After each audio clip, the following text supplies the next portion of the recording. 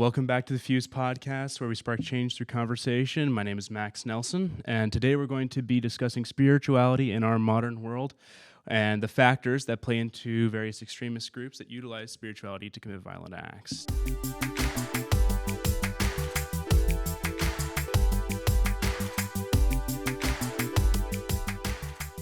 To have this conversation with us is Professor Elkins. Professor Elkins, it's wonderful to have you on. Oh, it's good to be here today. Awesome. Well, do you mind telling us a little bit about yourself before we get into the conversation? I'll try to keep it brief. I grew up in Springfield. I got an extraordinary education, especially in the fields of math and science. I had scholarships to go to MU and MSU, and instead I joined the Navy. I thought I'd had enough of education and would try something different. I became a public school teacher and taught courses about religion and history, and then I started teaching on a part-time basis per course for the history department, and then I taught for the religious studies department and did courses for them on the Holocaust, hence my interest levels and what Right. and that. So, but still at it after 40 years and still enjoying teaching, and nowhere near ready to retire. So I'm glad to be here with you today and talk about these subjects.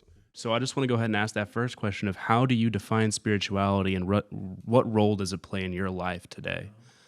It's something I thought about, and I took courses on religious studies, but I went back and looked at it and how it's changed and developed and since the ancient times to the present, not just based on what I read, because in reality, it's my impression that spirituality is different to each person. It's how they perceive it and they proceed, but it is an internal thing. It's your view of the spiritual nature of the world you live in and what you're trying to do, as opposed to organized religion and worship surfaces. But spirituality is that it's like you're looking for answers for yourself. And of course, individualism is much more encouraged today in American society than it was in the beginning. And that we are looking to find those answers, and usually something that's beyond the ordinary. We looked into a little bit of research and a little bit of numbers, and according to Pew Research, I saw that. The Global Religious Futures Project, it says that religion in the U.S. and around the world has been increasing dramatically in the last few decades. You mentioned earlier that, obviously spirituality and religion are different. I wonder if you've seen anything at all to people who would be inclined to go in a religious route because of their spirituality, now instead just claiming, oh, I'm simply spiritual, because they have a more individualistic mindset about their own personal beliefs. Well, I think I noticed their numbers about numbers in churches in decline, but at the same time, let me use another statistic. When I started studying religion, what I noticed starting in the 1960s in the United States, there were about 60 different religious groups that had been identified as qualifying for a tax-exempt status because of their religious message and what they claimed to be their spiritual intent. Within 2 decades, that number went to 200. Wow. We are one of the most diverse religious countries in the world, and we start out diverse. If you go back to early American history, very diverse. And there was that diversity, and we struggled with it, and we still struggle with it today. What I see in that is people come along, and they're raised within a family, and then the spiritual practices, religion, but also your own idea of what it means to be spiritual, and then you may decide it's not giving you the answers you want. Right. And so in America, it's just easy to go your own direction. I'm wondering if there is a necessity to it, or if there is a way potentially where people can all kind of coexist. I remember once there was a concert planned for Springfield, and it was going to be centered around Holocaust denialism, and it was music about Nazi Germany, Right. and it was very militant, very violent. Well, they had to have a place to distribute the tickets. And so one of my professors called and said, would you like to go? We found where they're going to distribute the tickets with this anti-Jewish and anti just about everything else message. Right. And so I said, fine. And I showed up, and I was the youngest guy there.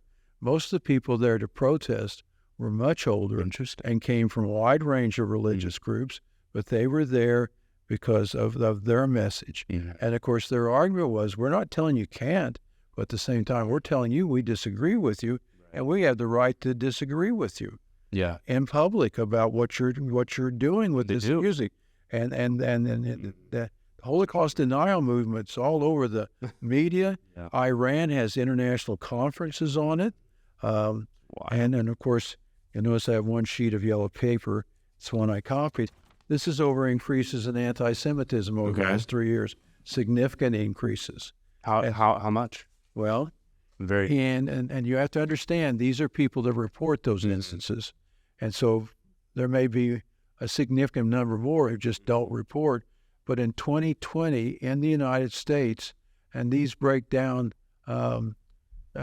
to harassment and vandalism and assault. Those are the categories.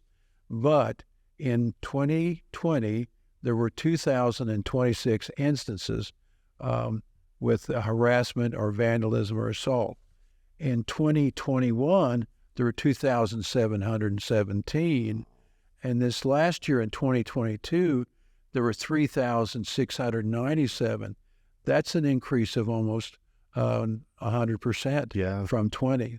And so it's going up. And then, of course, there are those instances of people attacking elderly Asian people, whether they're Chinese or Japanese or what have you, singling them out. Especially during COVID. Yeah, and singling them out for persecution and physical attacks and that. And then other elements of selecting people that are not acceptable. They're not part of us. Yeah. And so that's an element of that as well. Yeah. So, and that's something that we just really need to watch, because there are those that want us to all be alike. Do you think that there's a solution to how we might go? Like, what are some things that may help us to solve these in-group, out-group dynamics that you may have seen in the past that have helped a little bit? I think back to the writings of Locke and his treatises on religious freedom. Okay. And that. Those are still published. They're still read by people.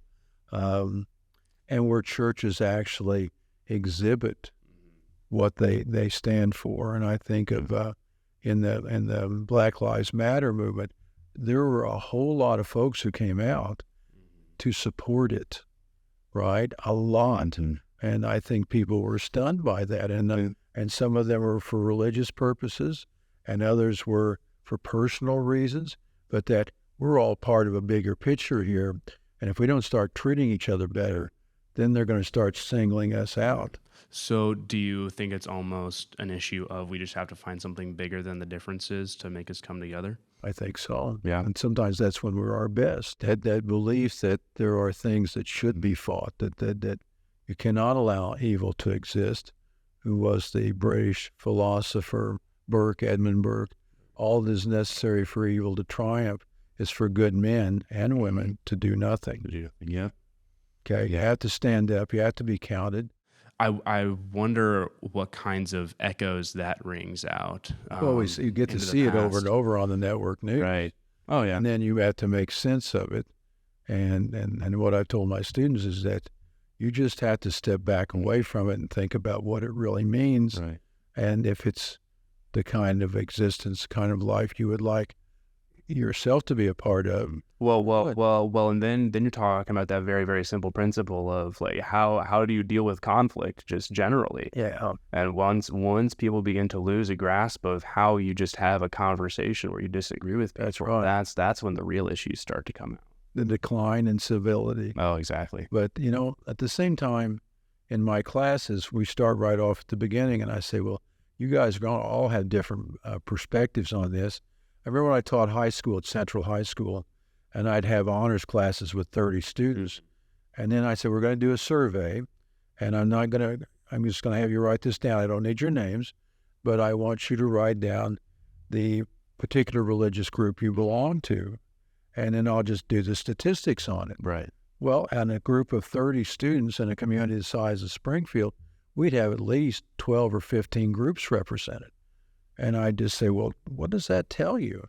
You know, we have so many different beliefs that maybe we just ought to work even harder at being civil with each other. Right.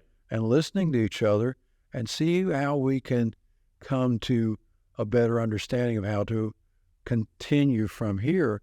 But there's a climate now that civility is weakness. Mm-hmm. Well, the Nazis taught that.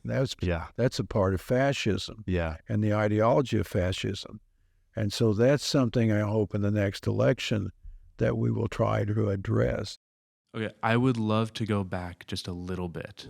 You mentioned the things that Locke has written. So I'm wondering if you could just go through the different fundamental principles that Locke has written about that we have laid underneath the foundation of our country. Well, the central one there for his treatises on religion or his writings on religions is tolerance. Okay. There was a local woman here, a Jewish woman, that came here from France after the Second World War and grew up here, and she used to speak to my Holocaust classes. And her first name was Regina. And one night, after she'd been doing this for years, she just looked at my students and said, I don't want to be tolerated. I want to be accepted. Interesting. We have a big difference. Well, Locke said that we should at least start with toleration. Right. And then the basic elements are in his writings on government, and that is we rule by consent of the governed, right? And that's about the majority and that. And that's really being challenged right now, that we let the majority speak, but we don't forget what the minority wants to, and it's a part of that.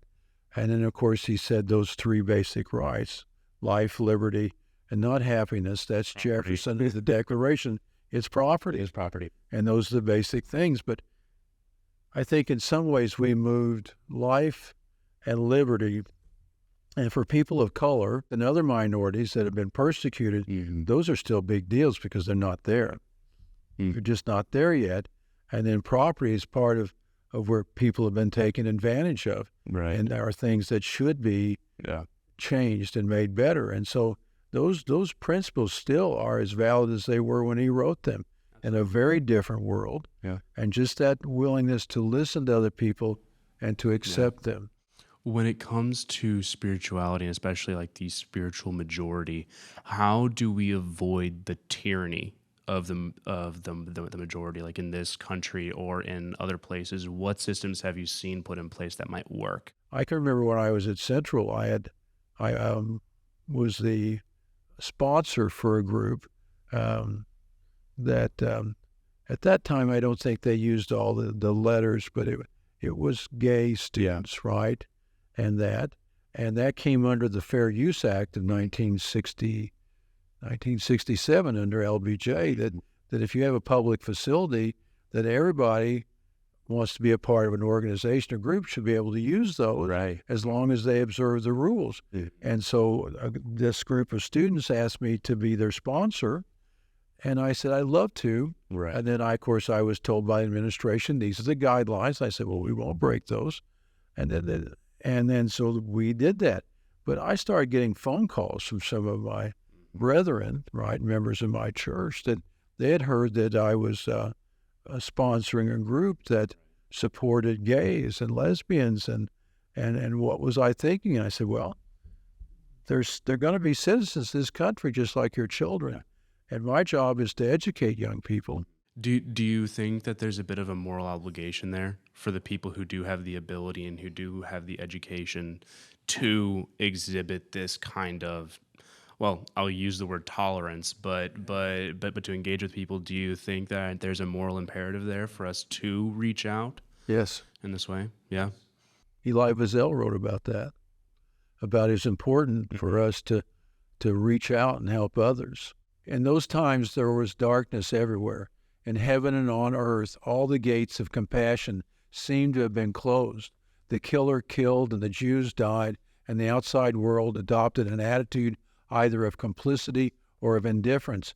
Only a few had the courage to care. those righteous Gentiles. These few men and women were vulnerable, afraid, helpless. What made them different from their fellow citizens? Why were they so few? In Europe at that time, there were 175 million people, and we've identified 26,000 righteous Gentiles, less than 1%. Let us remember, what hurts the victim most is not the cruelty of the oppressor, but the silence of the bystander. Let us not forget, after all, there is always a moment when moral choice is made. And so we must know these good people who helped Jews during the Holocaust. We must learn from them, and in gratitude and hope, we must remember them. And when you do that, right, then you find yourself lifting yourself up. You do. And in another point, he says, and every time we do that, that's one victory against evil. It may be a small one, but it's still a victory against oppression and that. Where have the seeds of spiritual extremism become sown in the past? Well, when you're the only church in a community, it's easy to become more authoritarian because you're the only our only church or our religious group. Right. And it's also come about because those with more money or power make the decisions and control. You think about immigration into American cities in the 1800s on, early 1900s. And of course, each group that came in was a minority and faced persecution. And then you had the Irish and you had the Germans. And in the late 1800s, you had Jews coming out of the pogroms in Russia and other groups that came in, the Italians. And each group went through that period of being persecuted and tried to find some way to make their own lives. Well, there's a movement called the social gospel movement. And the idea was, before we try to convert anybody, we need to help people. This was the late 1800s, help people adapt to life in America, help them learn the language, make a living, support their families, and then we can talk about faith. Right. But let's make sure everybody has the opportunity to be people, and have decent lives. And then faith will become a part of it. And that's another discussion, not something to be forced on anybody, but more about, these are the old line religions from the 1700s going into late 1800s and early 1900s. And those groups are still very active in talking about there needs to be more conversation, discussion, and care, and we can model this and do this, and we need to embrace others as well. Within those single church communities, what are some safeguards that people might be able to put in place? Because not everybody has the luxury of different ideas, like coming into the community. What are some different ways that, even within our own families, what are some tools that people can use in those instances? Well, one are people accept the idea of accepting each other and embracing other people and allowing them to be themselves, and then teach that to their children. And that starts in the schools as well as in the families and in the stuff that we watch, right, and what we observe. Yeah. And there's been a lot done with that in the last couple of decades on the cable networks, where programs start to show those differences. Just at the same time, we're tearing books out of the libraries, say you can't read this, can't read that, and so on and so forth. And then also we elect people in the school systems on school boards that are there and believe that there are differences, and those should be recognized and supported, and not just fall into that habit of just doing it all one way. And then there are organizations like the ACLU, and then, of course, the Anti-Defamation League, established in 1912 by Jews to use persuasion and education to try to reduce anti-Semitism. Right. And so you fall back on those, and then you call on your church and people there, and perhaps the ministers to think about this. And the two high schools where I taught, as a whole, teachers were people of faith. They were absolutely committed to what they were doing. They wanted what was best for students. They wanted to work with other teachers. And I saw in many ways what was best about people. And then we help young people. You remember I talked to you about in the Warsaw Ghetto, the orphanage. Janis Korczak ran that, and he was an expert in child education. And his whole belief was you enable students to be successful, and you listen to them, and you work with them. And I think that's part of what we're missing. Do you think that there is an element of spirituality in that? Sure there is. And teachers, Yeah. many of the teachers I knew were people of faith. Yeah. And what they were doing, they considered their service. But you have to be very careful from going from your own spirituality and what you believe to moving beyond that and create a group where people still have that freedom to choose. And if they see differences, you work on those.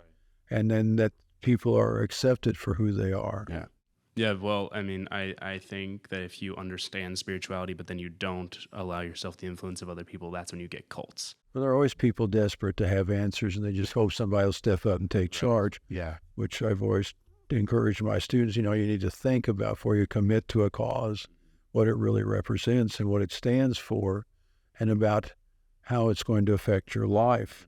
And for young people who've come to me and wanted to go in the military, I said, I'm going to spend the next half an hour talking to you, and I'm going to dissuade you if I can. Please don't, yeah. But then when they were just still adamant, I go, well, then let's talk about what you can do to make it a more positive experience and one that's meaningful, right, in which you actually do serve others. Exactly. Do you think that that's something that culturally just has to be worked out? Well, I think you already see it around us, people that are able to do that and think further down the road. And we can expect it of young people in our schools, but we also expect it of each other. Are there any last thoughts or messages you would like to share with us and our listeners before we conclude? Well, we just need to look beyond the stereotypes and all the stuff that we're told to think, and just examine people and look for what we share and then have in common, and then try to build on those things and have a willingness to recognize that we don't have all the answers, and see if we can find answers that can allow us all to have a better life and be better citizens and make this better for everybody. All right. Thank you so much.